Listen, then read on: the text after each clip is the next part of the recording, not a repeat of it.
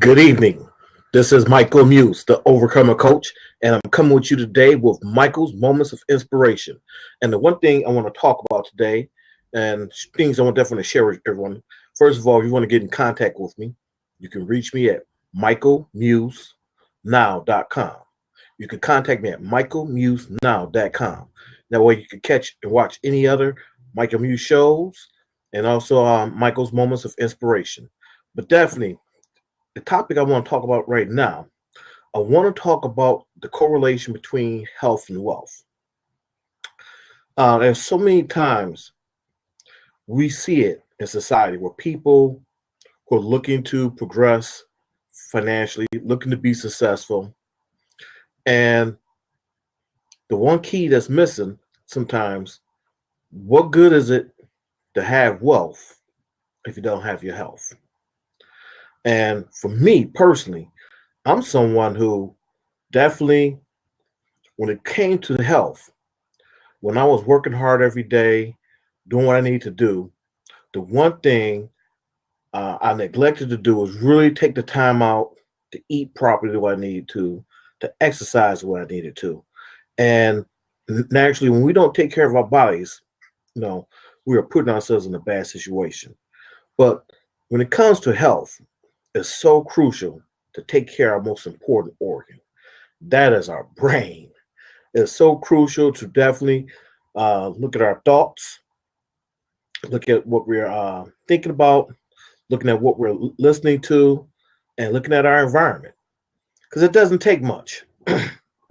Because one thing about life, there are so many distractions. I even mentioned in my book, there's we have to say no to 1,000 things because our minds are so filtrated between home, work, business, and it's so filtrated. And we need to have that focus. We need to be able to get real focus and singular focus to where we can focus on things we need to focus on. And I think that's the problem that a lot of people have. We always hear the word focus, but sometimes we need to focus on the focus. And we have to be consistent, and being consistent, be committed to it, and be persistent and following behind it. And definitely for me, when I started my journey, when I first got excited about wanting to do motivational speaking, I was like 17 years old. And I first saw Les Brown, and man, just going to see him speak, it was like powerful for me because I got a chance to see a guy speak, share words, share his experience, and just see how it gravitated people to him. It gravitated people to make decisions. It gravitated people to make change in their life. And that right there is powerful. And definitely, I tried to follow up on it then, but I let life get in the way and I talked myself out of it. And the one thing that I said, I can't be I can't be a motivational speaker. I haven't lived long enough. I haven't experienced anything. But hindsight, looking back now, anyone who has lived, who has at any age, who has a story to tell, can speak. And truly, when we live our lives, it's so important that we get into our mind. It's so important that we destroy and burn negative, evil thoughts. It's so important we look at who are we letting influence us? Because growing up as a kid, of course, our biggest influence is our parents. And for most people after that, the biggest influence is the teacher. Then the biggest influence a lot of times their friends. And a lot of times even the biggest influence after that could be church or community organization.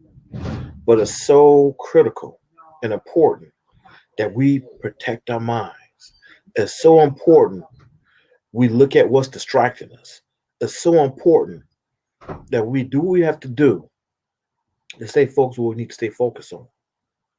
Because too many times mentally, we let a lot of false negatives get in. Because all it takes is repetition. When we let negative thoughts get in, those negative thoughts take root. And when they take root, we begin to do those things.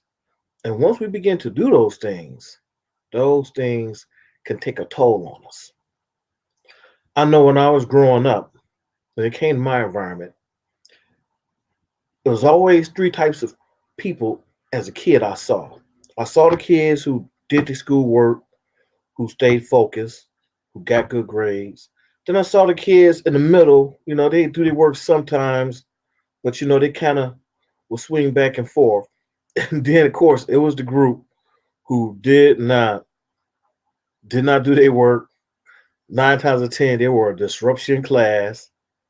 And so for me, I would bounce back and forth between the group that was being disruptive in class and the group that was trying to do the work. So I would bounce back between the two. And of course, I had to learn the consequences. And it's so important being grown now that we understand the consequences and we look at our environments. And one thing I learned as I got older, what was so important was that it was so crucial and critical to look at my alignment of friends. And I'm very blessed for the fact that when it came to my friends and my closest friends, and we're still friends to this day, we were friends who didn't necessarily get high. We didn't go off and get drunk. And of course, a lot of our friends who did during those formative years, they were the ones they were the ones who didn't make it. They were the ones, they were end up being killed or going to jail. But when it comes to our health, we have to protect our mind. We got to know what's going in. We have to watch our environment, and we have to have a focused mind and make sure we know how to meditate. Meditation is so crucial for success. When we look at all the successful people in the world, the one trait that they all have in common is that they have some form of practice of meditation. That is so crucial. That's what it takes. Hey, Reed Moreland, how you doing? Good evening to you. Yeah, so definitely. Thank you for coming in. Thank you for coming in, Reed. Definitely, it's so crucial to really protect our mind.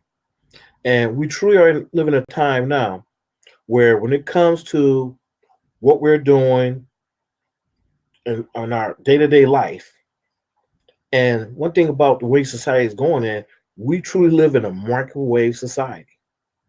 When it comes to food, we don't have a lot of homegrown foods. And it's so sad that the majority of our foods have pesticides, herbicides, and they're GMO and the process. And so when it comes for our bodies being optimum, for our bodies to be the best they can be, we're in trouble. So that means we have to make some changes. And for me, I suffer heart attack, seizure, stroke at the same time. So when I suffered that health crisis, I realized I need to make some changes.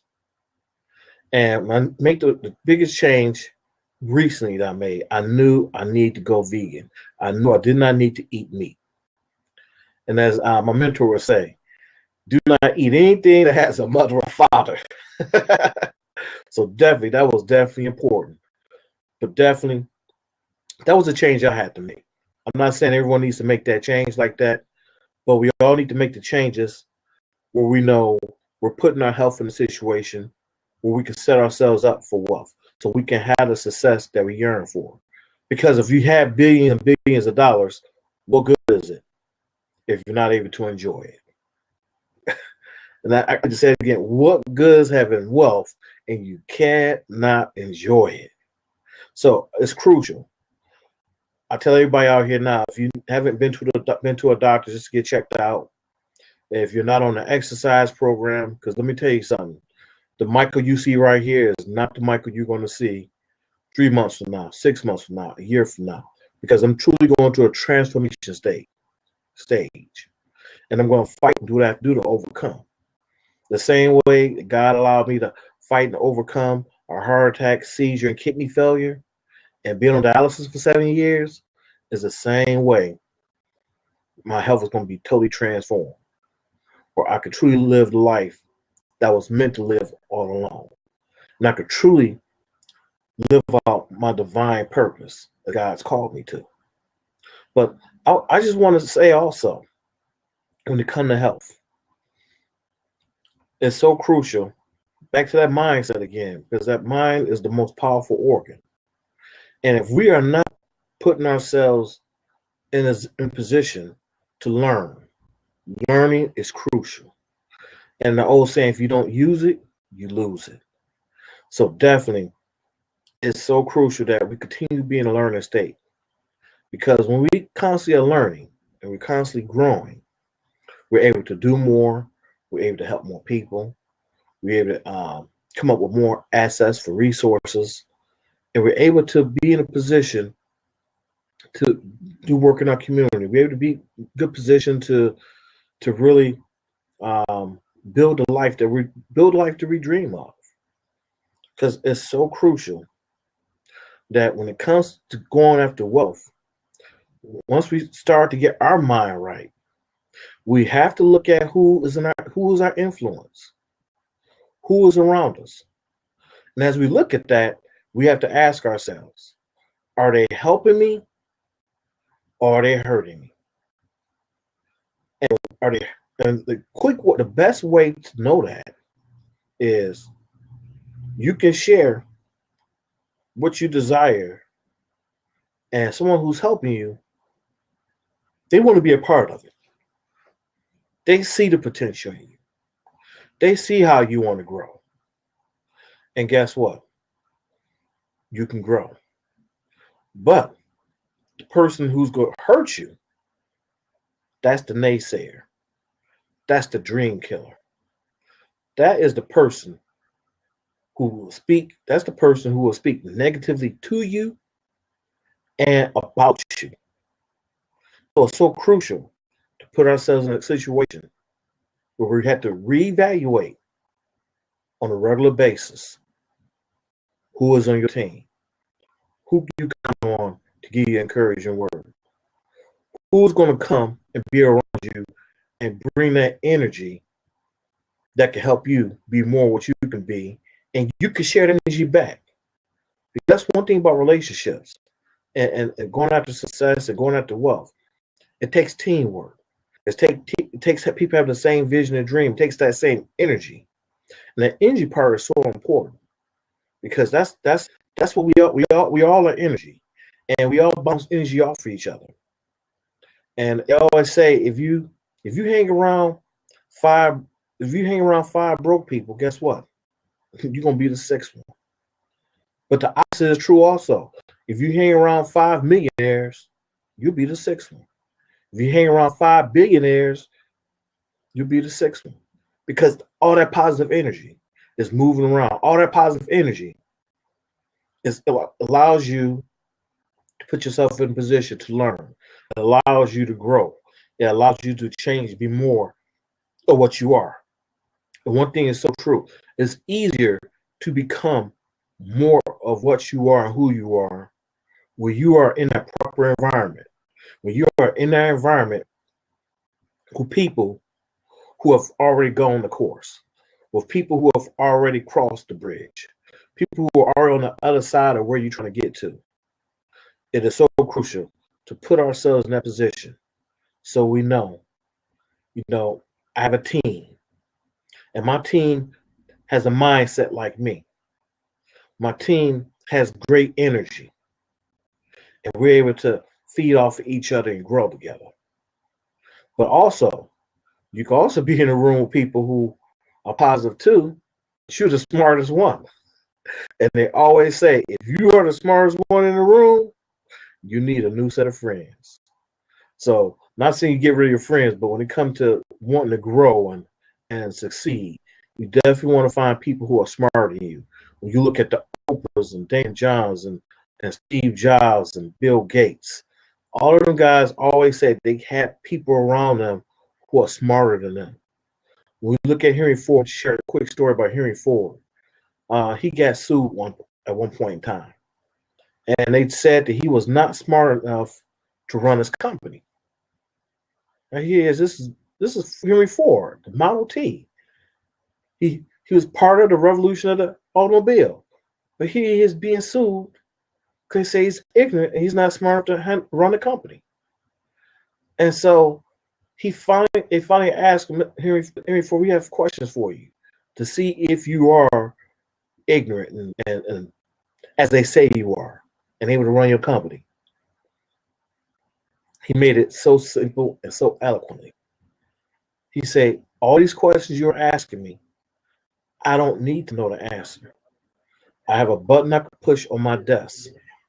And when I push that button on my desk, I have a group of advisors in my room, my office, and within minutes' time, and between all of them, they can answer any question that you need to answer.